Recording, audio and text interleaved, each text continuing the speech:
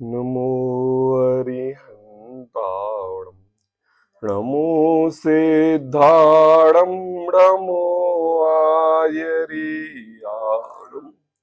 नमो वज्रायाणं नमो लोये सव्यसाहूणं मंगलम भगवान वीरो मंगलम गौतमो मंगलम कुंद कुंदाद्यो जैन धर्मोस्तु मंगल सर्व मंगल मांगल्यम सर्व कल्याण कारकम प्रधानम सर्वधर्माणां जैनम जयतु शासन मंगलमय मंगले करण वीतराग विज्ञान नमो ताई जाते भई अरिहंता धीमह करि मंगल कर हो महा ग्रंथ करने को का जाते मिले समाज सब पावे निज पदिराज सो निज भाव सदा सुखद अपनो करो प्रकाश भव भव विधि भव दुख निकै करी है सत्तानाश। आचार्य कल पंडित टोडरमल जी की यह अनुपम रचना मोक्ष मार्ग प्रकाशक ग्रंथ जिस पर अपनी चर्चा चल रही है। इस तीसरे अधिकार पर पंडित टोडरमल जी हमारे लिए सबसे पहले ज्ञान वर्णादि 8 कर्मों की अपेक्षा से संसार दुख का निरूपण किया, फिर उसके बाद पर्याय जन्य अपेक्षा से इन संसार के दुखों का निरूपण किया। फिर तीसरा जो ज्ञानावरणादि 8 कर्म है वो, और मम्मी खा वर्ग में जो पर्याय की अपेक्षा से अनंतानंत जीव दुखी हैं वो, उन दोनों का सामान्य तौर पे 4 प्रकार से हमारे लिए दुखों का निरूपण कहा। मतलब सबका सार मिलाया जाए तो ये केवल जीव 4 प्रकार से दुखी है।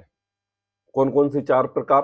पहला विषय कषायों की इच्छा की वजह से, पहले पंचेंद्रिय विषय भोगों की इच्छा की वजह से, दूसरा कषाय भावों की इच्छा की वजह से, तीसरा पाप कर्मोदय जन्य अवस्था के कारण, और चौथा पुण्य कर्मोदय जन्य अवस्था के कारण।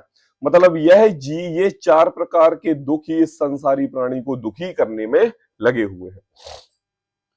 4 प्रकार की इच्छाओं का यहां पर निरूपण हुआ था। इस पूरे पैराग्राफ में 71वें नंबर पेज पर तीसरे अधिकार में सबसे नीचे की 3 लाइन एक बार थोड़ा सा पढ़ते हैं, फिर अपन अगले पेज पर चलते हैं। क्योंकि इस 3 लाइनों में जो मिथ्या ज्ञान, मिथ्यात्व, अज्ञान और असंयम जो है, इसी का निरूपण मोक्ष अधिकार पे लिखा हुआ है। देखो, इस प्रकार जो इच्छा होती है वह मिथ्यात्व, अज्ञान और असंयम से होती है। ये तो बात निश्चय हो गई। क्यों? क्योंकि यहां पर पहले, दूसरे, तीसरे और चौथे जो 4 प्रकार के दुख हैं संसारी जीव के, इसमें तीनों चीजें समाहित हो गई। कौन सा? मिथ्यात्व, अज्ञान और असंयम। यहां पहले एक इच्छा विषय ग्रहण की है, यहां तो ले लिया था अज्ञान, और उसके बाद कषाय भावों के अनुसार यह जीव क्या करता है? प्रवृत्ति करता है, यहां ले लिया था मिथ्यात्व, है ना। और इच्छा पाप के उदय से यह जीव दुखी होता है, और पुण्य के उदय जन्य अवस्था से यह दुखी होता है। इसका नाम हो गया, नहीं, इस पाप उदय जन्य अवस्था से और पुण्य उदय जन्य अवस्था से दुखी है, इसका नाम है मिथ्यात्व। और इस मिथ्यात्व के कारण इस जीव के कसाय भाव होते हैं, तो इसका संयम खो बैठता है, तो इसको कहते हैं असंयम। तो पहला विषय इच्छा का ग्रहण, ये तो सीधा सीधा बात हो गया अज्ञानता की बात, और दूसरा सीधी सीधी बात हो गई किसकी? मिथ्यात्व की बात। और तीसरा, नहीं, दूसरी बात हो गई असंयम की बात, और तीसरा और चौथा पॉइंट हो गया अपना, ये हो गया मेन असंयम का भाव। तो ऐसे मिथ्यात्व, अज्ञान और असंयम से, बात समझ में? एक बार और बोले। हाँ, हाँ, यहां पर जो पहले नंबर पापा मिथ्यात्व लिखा है ना, इस मिथ्यात्व के कारण क्या होता है, इस जीव के लिए यहां पर पापोदय जन्य अवस्था के कारण दुखी होता है और पुण्योदय जन्य अवस्था के कारण दुखी होता है। पापोदय जन्य अवस्था के कारण यह जीव दुखाई देता है। मिथ्यात्व क्या है मम्मी, कि यह ये मानता है कि मेरे पाप कर्म का उदय चल रहा है इसलिए मैं दुखी हो रहा हूं, जबकि वास्तव में ये तेरा कमाया हुआ है और तेरे कमाए पूर्वक ये तेरी गलती से तू दुखी है। संसार के परद्रव्य तेरे को बिगाड़ सुधारने में कोई निमित्त नहीं है, यह इसके अनादि से मिथ्यात्व है। और जब पुण्य के उदय जन्य यह पंचेंद्रिय भोगों में लिप्त रहता है, या पुण्यों के उदय से इसको सामग्री मिलती है ना, और भोग नहीं पाता है। कई बार अमेरिका जाके हॉस्पिटल में हार्ट का सर्जरी कराने के लिए करोड़ों रुपए लग के भी जीव वहां मृत्यु को प्राप्त हो जाता है। तो क्या पुण्योदय जन्य के कारण क्या हुआ कि वह अमेरिका गया, स्पेशलिस्ट डॉक्टरों के इलाज कराया, फिर भी मरण को प्राप्त हो गया। तो क्या है, ये पुण्योदय जन्य दुख है ना। तो सबसे इन दोनों के पीछे मूल कारण क्या है मम्मी, मिथ्यात्व का।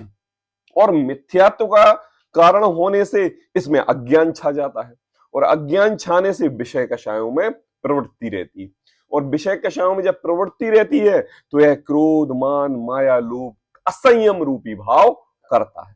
तो यहां पर कहा मिथ्यात्व अज्ञान असंयम से होती है, तथा इच्छा है सो आकुलता है, और आकुलता है सो दुख है। इस प्रकार सर्व संसारी जीव नाना दुखों से पीड़ित हो रहे हैं। 71वें नंबर पेज पर तीसरी लाइन में कहा कि यह संसारी जीव इस कारण दुखी हो रहे हैं। तो अब 72वें नंबर पेज पर मोक्ष स्वरूप का निरूपण करने के लिए पहले हमें यह जानना है कि पापा हम दुखी हैं कि नहीं, है ना। देखो, जब जीव दुखी होगा ना तब सुख की ओर भागेगा। कैसे? जब हमें भूख लगती है ना, और जब भूख लगती है तो क्या होता है, पेट में दर्द होता है, और पेट में दर्द होता है तभी हम भोजन करते हैं। ये साधारण सी बात है ना। तो मुझे ये बताओ कि पहले ज्ञानावरणादि 8 कर्मों से जीव के दुख का निरूपण किया, उसके बाद पर्याय अपेक्षा से एक इंद्रिय से लेके समस्त जीवों का दुख का निरूपण कर दिया, तो अपने अंदर ये मान्यता लाओ कि हम दुखी हैं कि नहीं, बताओ। हमने प्रवचन हाल में एक सबसे क्वेश्चन पूछा कि बताओ सुख कौन चाहता है, सबने हाथ खड़ा कर लिए। भाई करेगा कि नहीं, क्यों करेगा, सब सुख चाहते हैं। चलो ठीक है, 2 मिनट बाद मैंने इधर उधर की बात की, फिर मैंने हाथ खड़ा किया कि बताओ इस संसार में दुखी कौन है, तो एक दूसरे का मुंह देखने लगे। क्यों देखने लगे एक दूसरे का मुंह? यदि हम भी करेंगे तो ये कहेंगे यार दुखी हो। मतलब क्या होता है, सब जीव सुख चाहते हैं, और सुख का उल्टा ले ले तो मतलब दुखी है तभी सुख चाहते हैं। और अगर हमने डायरेक्ट क्वेश्चन किया कि बताओ इस संसार में दुखी कौन है, हाथ खड़े करो, तो किसी का भी हाथ नहीं खड़ा हुआ। क्यों नहीं हुआ? क्योंकि यह जीव अपने आप को दुखी मानता ही नहीं। हाँ। नहीं नहीं, मायाचारी लगी है। हाँ, तो देखो क्या है, टोडरमल जी यहाँ कह रहे हैं कि देखो बात पापा पैसे वाले की बात वो नहीं है कि मायाचारी वाली बात क्या नहीं है।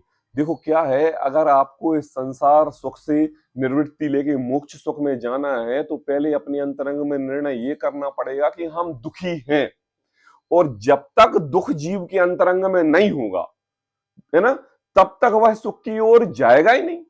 बताओ पापा। है? चलो ठीक है, हमें भूख लगी मम्मी, तो हम भोजन ग्रहण करते हैं। एक छोटा सा 6 महीने का बच्चा है, क्यों रोता है?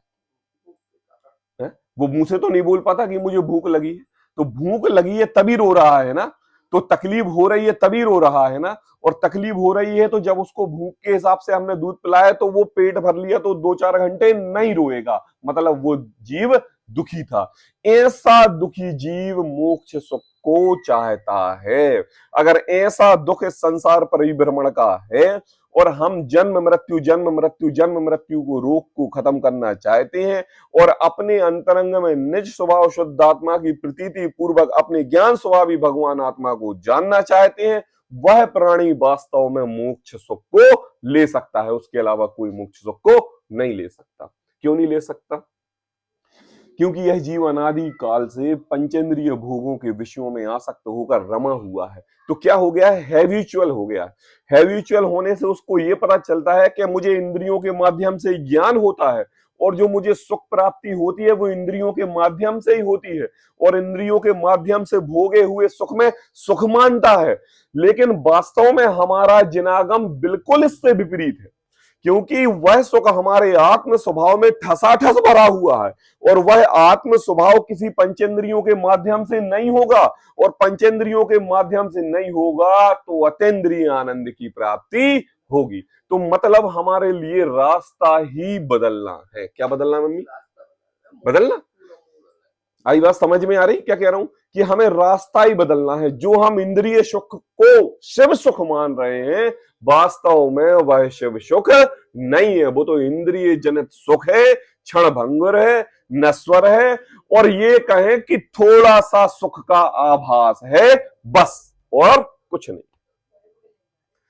मोक्ष सुख और उसकी प्राप्ति का उपाय क्या कहते हैं? देखो टोडरमल जी यहां पर मोक्ष सुख और उसकी प्राप्ति का उपाय। तो मुझे बताओ, यहां पर इतने जीव बैठे हुए हैं, प्रत्येक जीव दुखी है कि नहीं? और मोक्ष सुख चाहते हैं कि नहीं? और मोक्ष सुख चाहने के लिए हम यहाँ पर स्वाध्याय कर रहे हैं कि नहीं?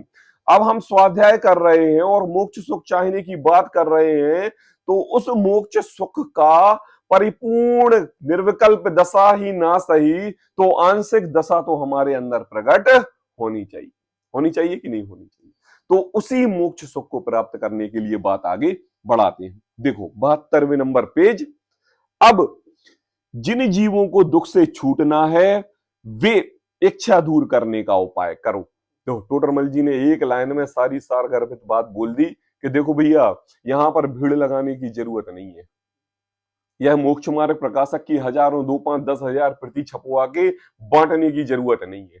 यहां पर इस मोक्ष मार्ग प्रकाशक को और इस सभा में वही व्यक्ति बैठे जिसको क्या दुख से छूटना है और मोक्ष सुख को प्राप्त करना है। दुख से छूटना है और निर्विकल्प सुख को प्राप्त करना है। दुख से छूटना है और परिपूर्ण आनंद में समा जाना है। वही जीव यहां पर बैठेंगे, है ना। उसके अलावा कोई बैठने का यहां पर अधिकारी नहीं है ना। क्यों? क्योंकि अपना माइंडसेट पहले इंद्रिय जनित सुख से दूर करना पड़ेगा और अतीन्द्रिय जनित सुख में लेके आना पड़ेगा मम्मी, है ना। इंद्रिय जनित सुख से दूर करना पड़ेगा और अतीन्द्रिय, है ना, 5 इंद्रिय मन से रहित जो अपना ज्ञान है उसकी ओर अंदर वस्तु व्यवस्था प्रगटानी पड़ेगी। यहां शरीर सदेह है, उस सुख की प्राप्ति करने का उपाय नहीं कह रहे हैं। यहां देह से रहित सिद्ध परमात्मा के स्वरूप के समान निर्विकल्प ध्यान की बात कर रहे हैं। तो बिल्कुल माइंड सेट करके बैठना है। अभी तक ज्ञान वर्णादि 8 कर्म से दुख बता दिए और पर्याय अपेक्षा से एक एक जीव के भी दुख बता दिए। अब यहां पर बैठे अनंतानंत जीव, 1 इंद्रिय, 2 इंद्रिय, 3 इंद्रिय, 4 इंद्रिय, पंचेंद्रिय, सैनी और मनुष्य, सारे जीव ये मान लो कि अब मैंने दुख का निरूपण कर लिया, अब मैं आपको मोक्ष सुख की ओर लेके जा रहा हूं। तो सर्वप्रथम वही जीव बैठे जिन्होंने कमर कस लिए कि अब मैं मोक्ष सुख जाके ही रहूंगा। जिन जीवों को दुख से छूटना हो, इच्छा दूर करने का उपाय करो। सर्वप्रथम तो एक बात, क्या बात? कि इच्छा दूर करने का उपाय करो। मोक्ष सुख बता रहे हैं और मोक्ष की सुख की हमें प्राप्ति करना है, और बात कह दी कि इस मोक्ष सुख की इच्छा का भी प्राप्ति करने का उपाय बंद करो। बात आई कि नहीं आई मम्मी? क्या कहा?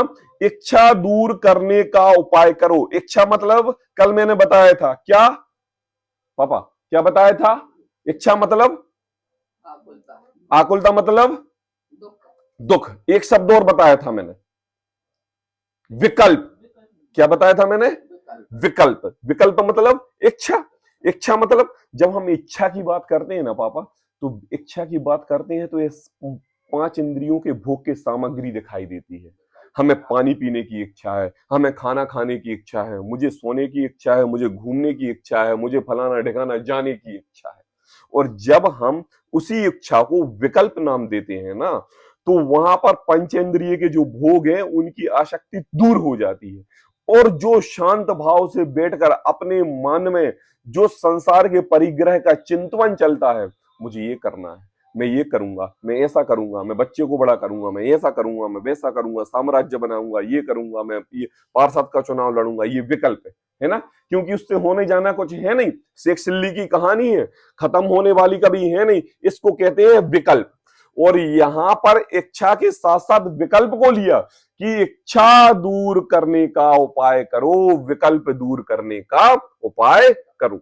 अगर हमने विकल्प मात्र दूर कर लिया तो इच्छाएं दूर हो जाएंगी, और इच्छाएं दूर हो जाएंगी तो पंचेंद्रिय के भोग भी दूर हो जाएंगे। तो टोडरमल जी कहते हैं सबसे पहले तो अगर सुख चाहते हो तो इच्छाओं को दूर करो, तुम्हारे अंदर किसी भी प्रकार की वांछा नहीं होनी चाहिए, है ना। इच्छा दूर करने का उपाय करो, तथा इच्छा दूर तभी होती है जब मिथ्यात्व, अज्ञान और असंयम अभाव हो। आई बात ना, 71वें नंबर पर 3 बात कही ना, मिथ्यात्व, अज्ञान और असंयम का जब अभाव होगा तब इस जीव के इच्छाएं खत्म होगी, है ना। पहले तो विषय सुख में सुख नहीं है, यह मिथ्या मान्यता हमारे लिए निकालनी चाहिए। उसके कारण हमने जो भी काम किया मिथ्यात्व के कारण, वह काम पूरा क्या हुआ, अज्ञान रूपी कार्य हुआ। और अज्ञान रूपी जब कार्य हुआ तो उससे क्रोध, मान, माया, लोभ, चार कषाय रूप प्रवृत्ति हुई। तो मिथ्यात्व, अज्ञान और कषाय, आई बात समझ में। मतलब पापा कहां चोट लगानी है, जड़ पर, कहां, मिथ्यात्व पर, क्योंकि ये दो काम किससे हो रहे हैं, मिथ्यात्व से हो रहे हैं। मिथ्यात्व के कारण क्या हुई, उल्टी मान्यता। उल्टी मान्यता से क्या, हमारा जो ज्ञान हुआ, देखो कौन सा ज्ञान मम्मी, कौन सा ज्ञान, जो पुण्य के उदय से हमें ज्ञान वर्णादि दर्शन वर्णा की क्षयोपशम पूर्वक जो ज्ञान प्रकट हुआ है, वो हमारा कमाया हुआ है। हमारा ज्ञान प्रकट होने पर भी ये देखो कि श्रद्धान में मिथ्यात्व पड़ा था, तो जो ज्ञान सम्यक्त होना चाहिए वो मिथ्या ज्ञान हो गया, अज्ञान हो गया। शालिनी क्या हो गया, अज्ञान हो गया। अब जब अज्ञान हो गया तो ये बताओ, जब अज्ञान हुआ तो चारित्र में क्या आएगा, अज्ञान ही आ गया। क्रिया क्या करोगे, अज्ञान पूर्वक करोगे।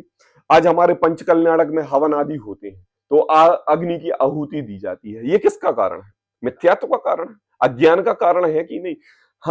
हमारा जिनागम अहिंसामयी जिनागम है, यहाँ पर जीवों की हिंसा पर रोक है। चाहे चींटी एक इंद्रिय जीव का घात करो और चाहे हाथी का, उतना ही दोष लगता है एक जीव के घात करने में हो। अगर हम पंचकल्याणक हवन कुंड आदि में अग्नि का विसर्जन करेंगे तो जीवों का घात होगा, यह सबको पता है और कर रहे हैं। तो ये बताओ किसका जोड़ चल रहा है, चल रहा कि नहीं, है ना, मिथ्यात्व का जोड़ चल रहा है। मतलब यह मिथ्यात्व का जोड़ ऐसा मम्मी है कि जैसे शादी में पापा 7 गठाने बांधते हैं ना, गीत मिथ्यात्व के कारण पंडित जी बंधवाते हैं, क्या कहते हैं कि गठाने बांधो, और फिर पहले पति खोलते हैं, फिर पत्नी खोलती है, और फिर जो नहीं खोल पाता है उसकी हंसी उड़ाई जाती है बहुत।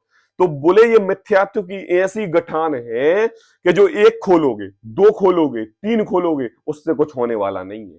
यहां पर उस मिथ्यात्व की 7 गठान खोलनी पड़ेंगी, तब जाके अज्ञान ज्ञान में परिवर्तित होगा, और वह ज्ञान फिर तुम्हारे संयम पर आएगा।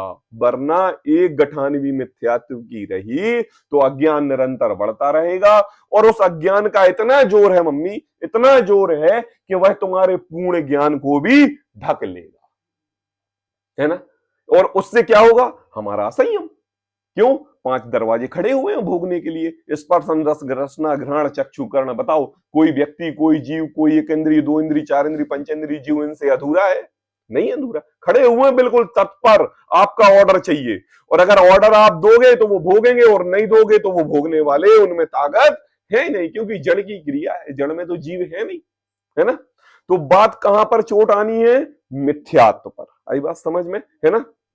देखो, तथा इच्छा दूर तभी होती है जब मिथ्यात्व, समझ में आ गया सभी को, अज्ञान और असंयम का अभाव हो। ठीक है, ये तो हो गई नेगेटिव बात। कौन सी बात हो गई, ये तो कौन सी बात हो गई, नेगेटिव बात। राजुल कौन सी बात हो गई, नेगेटिव। हमें ये नहीं करना है, हमें ये नहीं करना है, हमें मिथ्यात्व नहीं करना है, हमें अज्ञानता नहीं लानी है, हमें कषाय भाव नहीं करनी है, नेगेटिव बात। अब यहां पर एक जीव क्वेश्चन पूछता है कि अच्छा चलो ठीक है, मिथ्यात्व, अज्ञान और असंयम का हमने अभाव कर दिया तो हमारे लिए क्या प्रकट होगा? मम्मी कुछ तो प्रकट होना चाहिए, बिना प्रकटित तो हमें मोक्ष सुख मिलेगा नहीं। तो टोडरमल जी कहते हैं सम्यक दर्शन, ज्ञान, चारित्र की प्राप्ति हो, है ना? क्या होगा कि जब तीन नेगेटिव जब अपने माइंड के अंदर नेगेटिविटी खत्म करोगे तब पॉजिटिविटी आपके ज्ञान में आएगी। तो नेगेटिविटी में असंयम, अज्ञान, मिथ्यात्व, इसका जब नाश होगा तो पॉजिटिविटी, सम्यक दर्शन, सम्यक ज्ञान, सम्यक चारित्र की प्राप्ति होगी। और ये बताओ संसार नेगेटिविटी से चलता है कि पॉजिटिविटी से? किससे चलता है? किससे चलता है?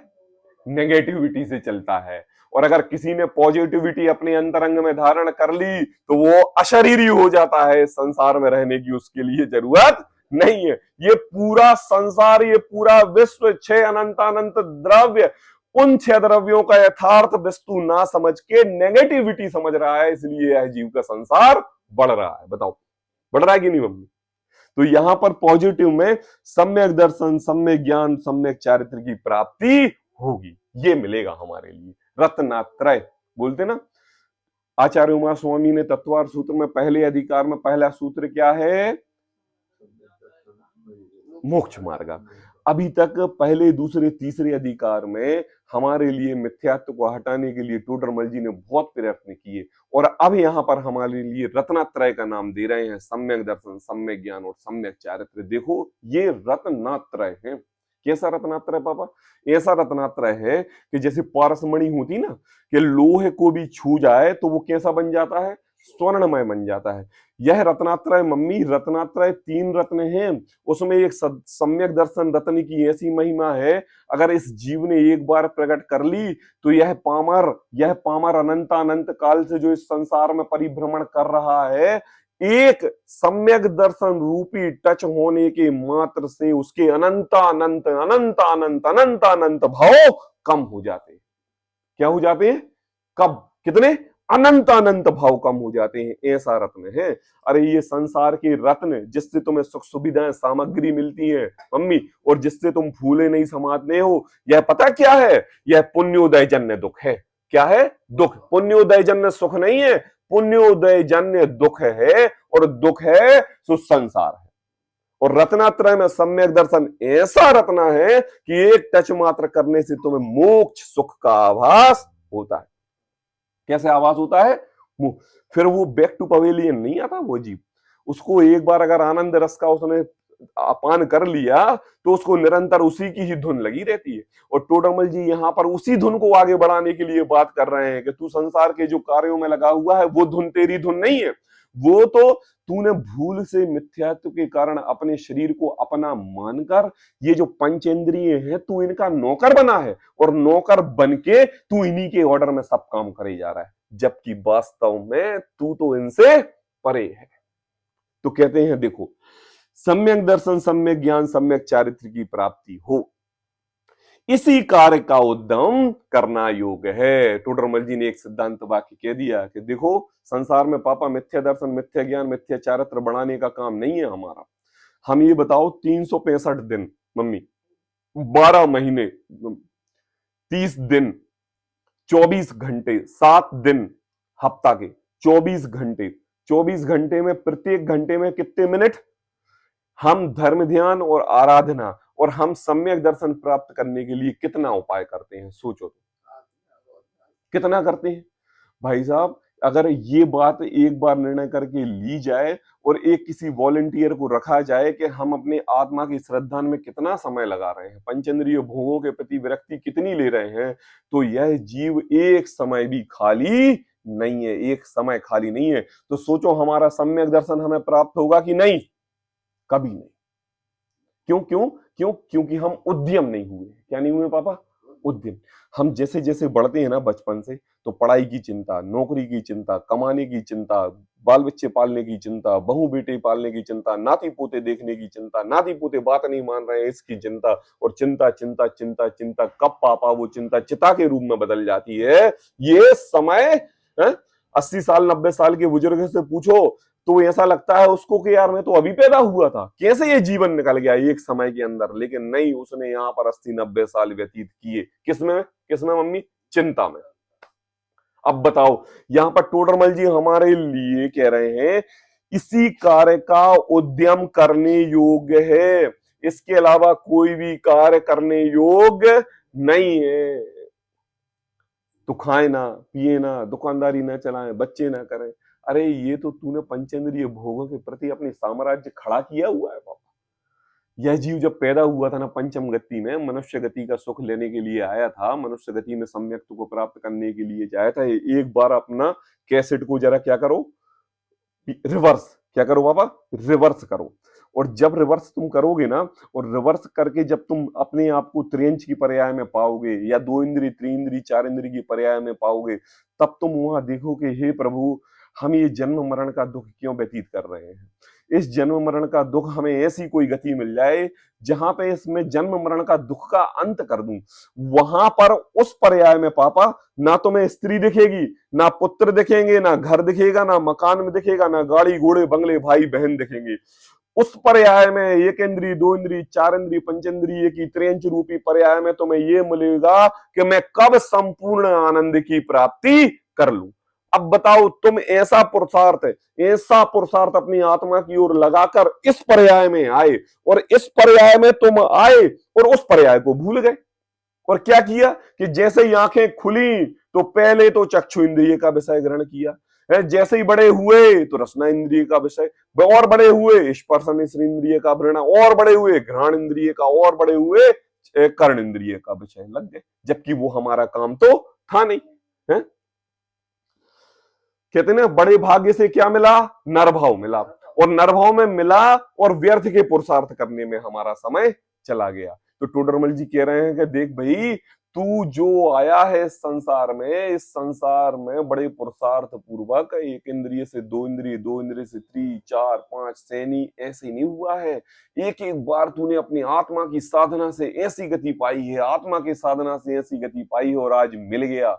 और आज मिल गया तो तेरे को एक ही काम है, और कोई काम नहीं है। क्या? इसी कार्य का उद्यम करने योग्य है। उद्यम पता मम्मी क्या होता है? उद्यम ये होता है मन वचन काय से जिसके प्रति वांछा है ना, कहते ना, अगर किसी भी चीज को शिद्दत से चाहो तो सारी कायनात उसे मिलाने की कोशिश करती है। ये उद्यम चाहिए, ये उद्यम चाहिए। यहां पर अगर ये उद्यम नहीं करोगे तो कायनात भी कहेगी अरे ये तो सब ऐसा ही है ना। तो बताओ, क्या हम कभी ऐसे मोक्ष सुख के लिए उद्यम करते हैं?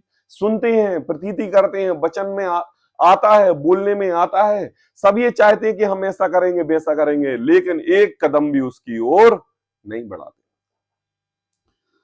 ऐसा साधन करने पर देखो, ऐसा साधन करने पर जितनी इच्छा मिटे उतना उतना दुख दूर होता है। क्या होगा उससे? क्या होगा?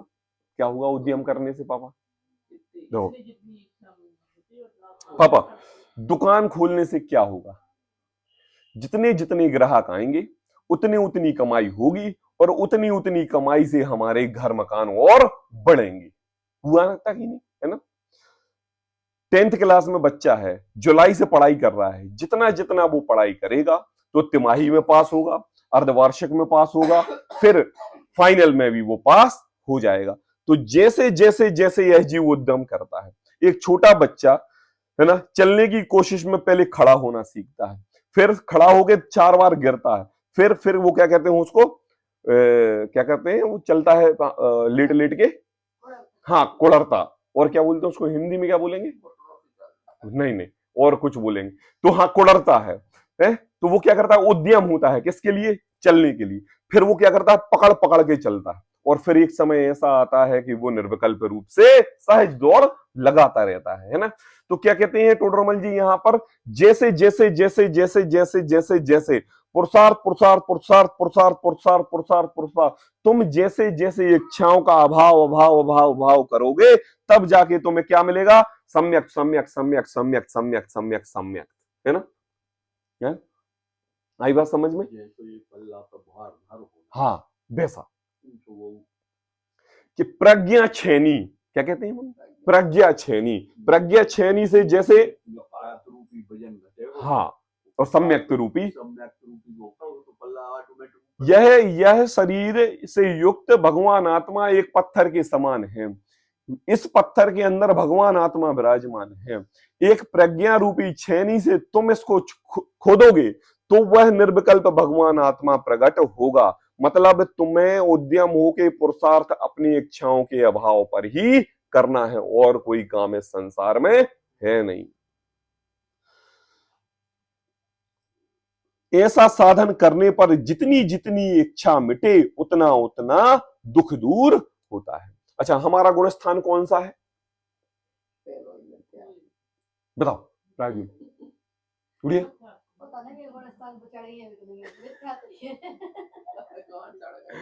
हमारा कौन सा गुण स्थान है? मिथ्यात्व। यहां पर 14 गुण स्थान होते हैं।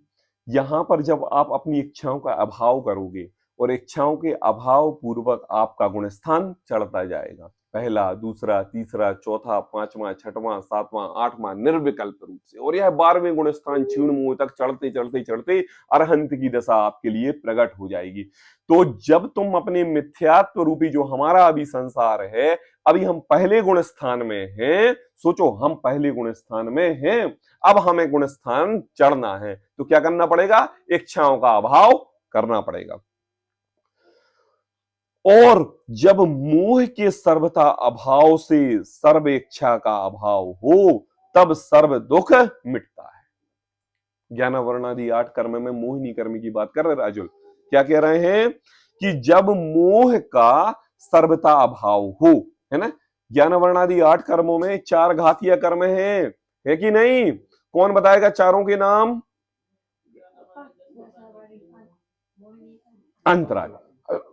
ऐसा बोला करो बिल्कुल सजगता से, डर डर के वाली बात नहीं, अपनी बिल्कुल ऐसे ही हमें अभाव करना है, हमें अभाव करना है ना, ऐसे बिल्कुल डरने की कोई बात नहीं है। कहते हैं और जब मोह के सर्वथा अभाव से मोहिनी कर्म का, मोहिनी कर्म के 2 भेद कौन कौन से? दर्शन मोहिनी, चारित्र मोहिनी, तो यहां दोनों ले लेना। तो कहते हैं जब मोह के सर्वथा, सर्वथा में दर्शन मोहिनी भी आ गया, चारित्र मोहिनी भी आ गया, है ना। अब मुझे बताओ चारित्र मोहिनी किसे बोलेंगे? हाँ हाँ, क्रोध मान माया लोभ जो आचरण होता है। और दर्शन मोहिनी किसे कहते हैं? हाँ, है ना। तो दर्शन मोहिनी और चारित्र मोहिनी, इसका हमें सर्वथा अभाव करना है। आई बात समझ में? तो देखो, जब मोह के सर्वथा अभाव से इच्छा का अभाव हो तब सर्व दुख मिटता है। देखो, संपूर्णता पूर्ण रूप से पर्याय तो यही है। हमारे अरहंत परमेष्ठी 4 घातीय कर्मों का क्षय कर दिया है, ज्ञानावर्णी, दर्शनावर्णी, मोहिनी और अंतराय। अब उनके मोहिनी रूपी दर्शन मोहिनी और चारित्र मोहिनी कर्म का सर्वथा अभाव है। अब अगर संसार की कोई भी वस्तु उनके सामने आएगी, पापा कहां विराजमान है? समोशरण पर। समोशरण का वैभव बहुत बड़ा है, समोशरण की शाखाएं बहुत बड़ी है, सब कुछ, लेकिन 1% भी मोहिनी कर्म अंतरंग में ना होने से वह समोशरण की प्रतीति उनको दिखाई नहीं देती। अब अभी ये कहें कि समोशरण में केवल ज्ञान की जो दिव्य ध्वनि खिरती है ना, उस दिव्य ध्वनि का भी विकल्प अरहंत परमेष्ठी के लिए नहीं आता है। क्यों? क्योंकि जहां निर्विकल्प, जहां विकल्प सो मोहिनी कर्म, और मोहिनी कर्म का तो वो अभाव कर चुके हैं, और उसके सर्वथा अभाव से उनको परिपूर्ण दशा प्रकट हुई है, अरहंत बने हैं। तो मोह के सर्वथा अभाव से इच्छा का अभाव हो तब सर्व दुख मिटता है। आई बात समझ में, है ना।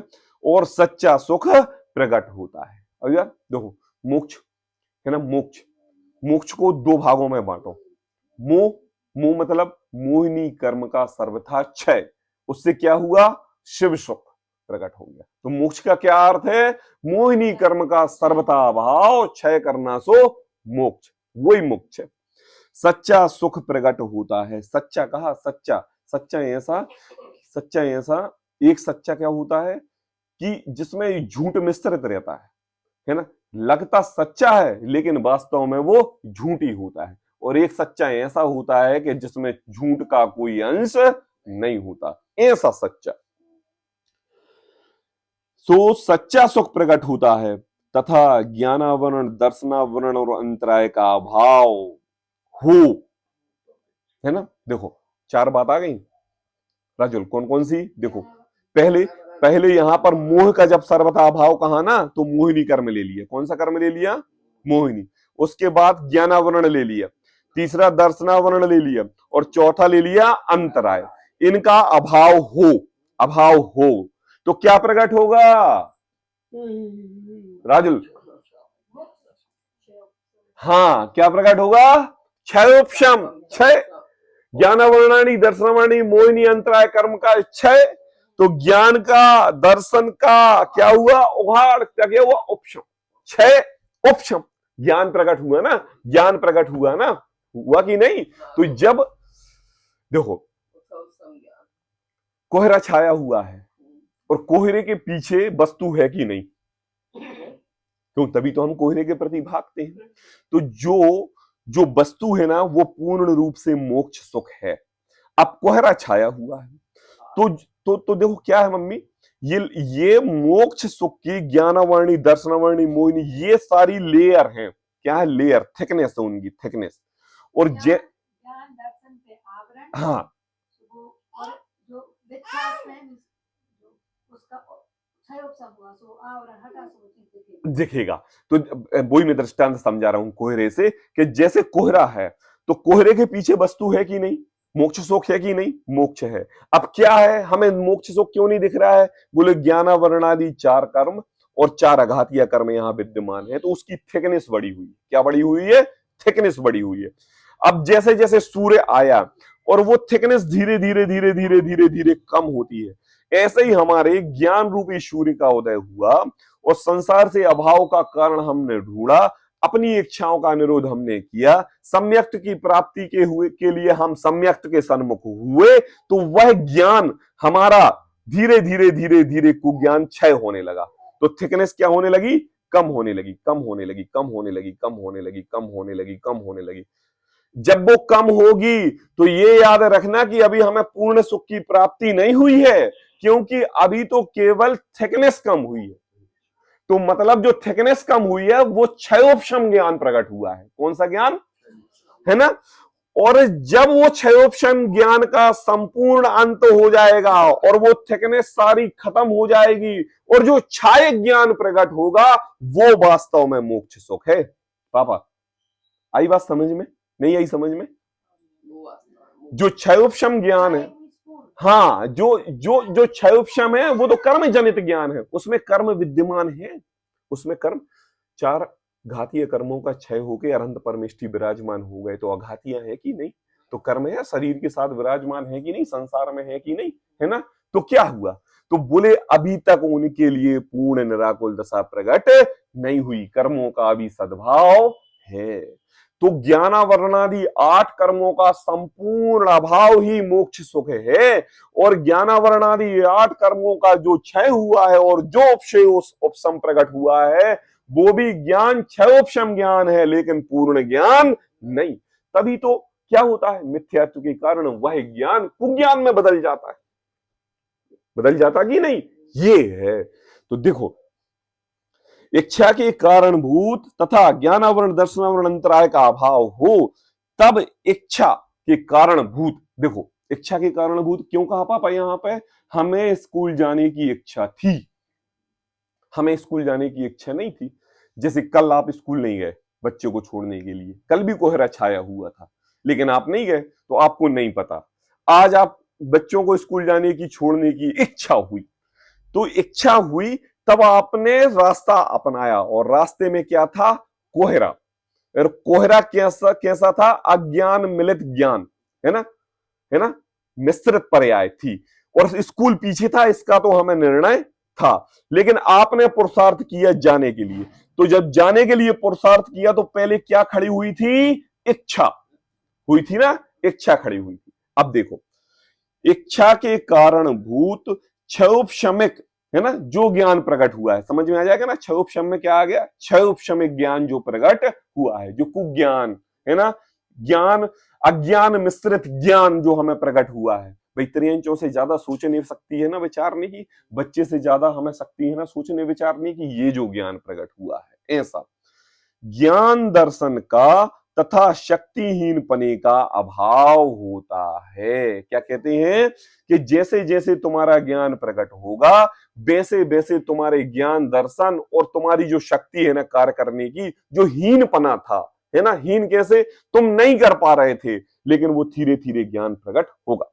पापा कोहरा छाया हुआ था, अब कोहरे में हमने अपना रास्ता आगे बढ़ाया, आगे आगे धीरे धीरे बढ़ाया। अगर कोहरा नहीं होता तो डायरेक्ट बढ़ाते, तो हमारी जो गाड़ी की स्पीड है वो कितनी की हुई पापा, 10 की, और धीरे धीरे बढ़ रहे हैं। हमने हेडलाइट भी जला ली, चारों इंडिकेटर भी जला लिए, धीरे धीरे धीरे धीरे धीरे धीरे धीरे धीरे धीरे धीरे बढ़ रहे हैं। क्यों, हमारी इच्छा है, और इच्छा के कारण हम उसके प्रति पुरुषार्थ कर रहे हैं, और पुरुषार्थ के कारण जो क्षयोपशम ज्ञान, जो मिश्रित ज्ञान है, वो जो कोहरा है वो धीरे धीरे छट रहा है, छट रहा है, छट रहा है, छट रहा है, और हम अपने शिव सुख की तरफ चलते जा रहे हैं, चलते जा रहे हैं, चलते जा रहे हैं, चलते जा रहे हैं। ये पुरुषार्थ करने की बात कह रहे हैं कि ज्ञान दर्शन का तथा शक्तिहीन पने का अभाव हो जाता है।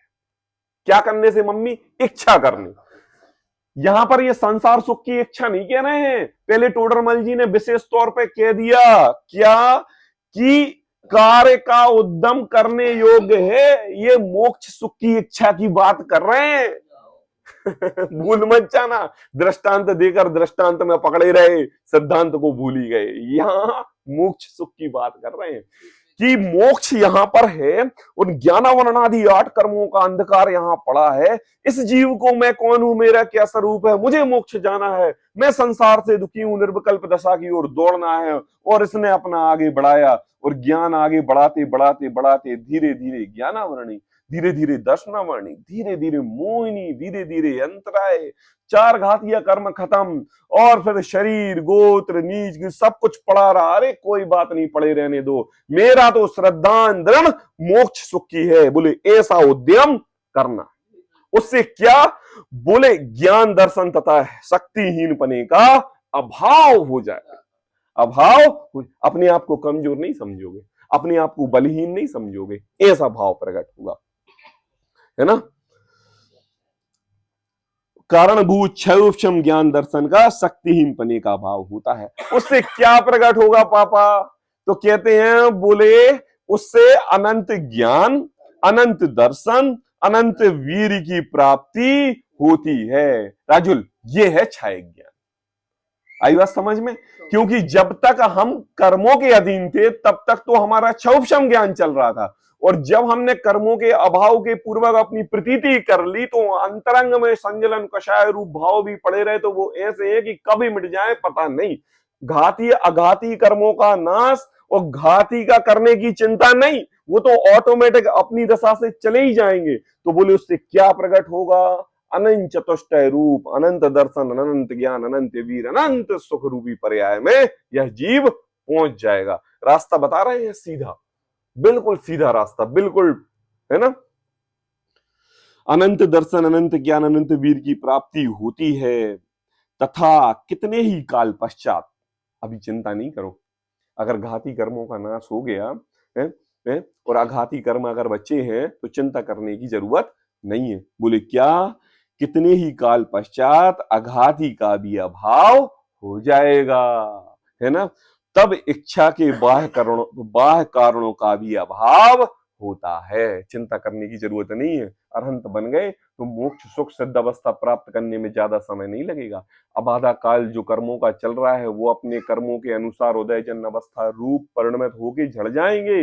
वो तो ऐसे पड़े हुए जैसे एक जली हुई रस्सी, चिंता करने की जरूरत नहीं, सिद्ध अवस्था नजदीक आने वाली है। एक चोट कह दिया राजुल, क्या सबसे पहले मोह, मोह का उदय सर्वथा, 4थी लाइन में।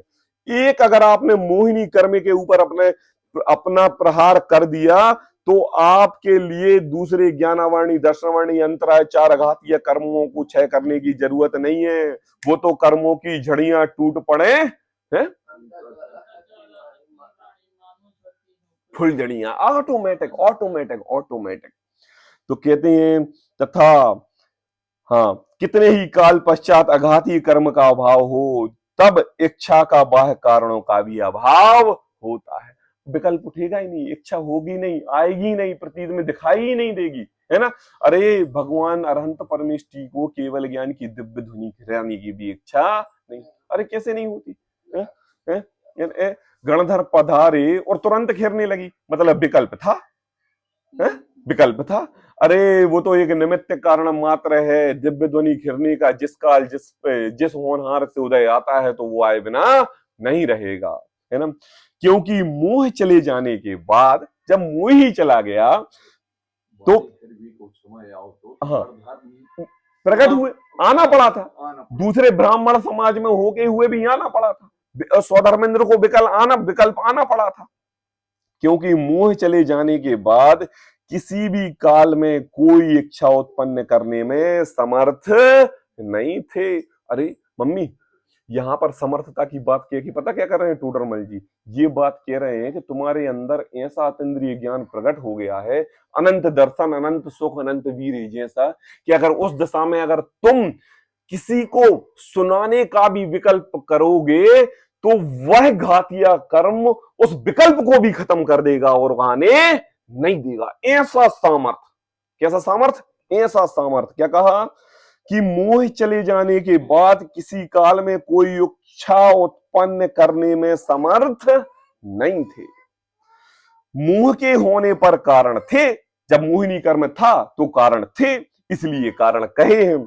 उनका भी अभाव हुआ, मोहिनी कर्म का भी अभाव हो गया तो जीव सिद्ध पद को प्राप्त होते हैं। ये कहा, एक पैराग्राफ में पूरा निचोड़ दे दिया सिद्धत्व का। और आगे की 2 लाइन में और एक सिद्धांत वाली बात कह रहे हैं, सुनो। वहां दुख का तथा दुख के कारणों का, क्या मम्मी कह रहे हैं, दुख और दुख के कारण का सर्वथा अभाव होने से एक दुख भी चला गया और दुख के सारे कारण भी चले गए और सर्वथा अभाव हो गया, पूर्ण दशा हो गई। तो क्या मिलेगा हमें मम्मी? कितने रुपए मिलेंगे? कितने लाखों रुपए? 2-4 मकान, 10 इंद्र इंद्राणी देव, क्या मिलेंगे?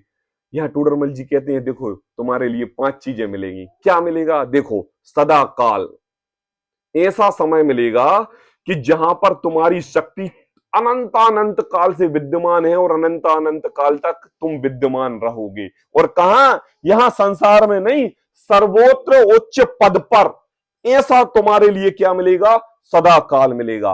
अनुपम, तुम्हें ऐसी उपमाओं का सागर मिलेगा कि जिसकी कोई संसार की कोई उपमा तुम्हें उपमा नहीं दे सकता। वह उपमाएं सारी संसारियों के लिए है, तुम उपमातीत हो। ऐसे उत्कृष्ट उपमा के तुम अनुपम हो, अखंडित। अरे तुम्हें जो मरने का, क्षय होने का डर 24 घंटे लगा रहता है, तुम उस मोक्ष सुख में जब प्रकट होगे तो तुम अखंडित हो जाओगे। तुम्हारे कोई खंड खंड नहीं कर सकता। सर्वोत्कृष्ट, लोक में जो सबसे महान हो, ऐसे उत्कृष्ट, ऐसे पद को तुम प्राप्त कर लोगे। आनंद सहित परिपूर्ण सुख, निराकुल सुख, जहां दुख का कोई अंश नहीं। और कब तक? उस समय तो होगा, बोले अनंत काल तक। कितने काल तक? अनंत काल तक विराजमान रहते हैं, वही बतलाते हैं। आगे बात कहें ये अब पूरे मैटर पर हमारे लिए सदाकाल, अनुपम, अखंडित, सर्वोत्कृष्ट, आनंद और अनंत काल विराजमान, ऐसे मोक्ष सुख, मोक्ष पद का निरूपण आगे कर रहे हैं। तो आज हमने इस पहले पैराग्राफ में पूरे मोक्ष सुख का निरूपण समझा कि कैसे घाती अघाती कर्मों का क्षय करके जीव सिद्ध पद को प्राप्त करता है और उसको यह 5 रत्न प्रकट हो जाते हैं। इसकी चर्चा अपन कल आगे करेंगे। सजानंदी शोध स्वरूपी अविनाशी में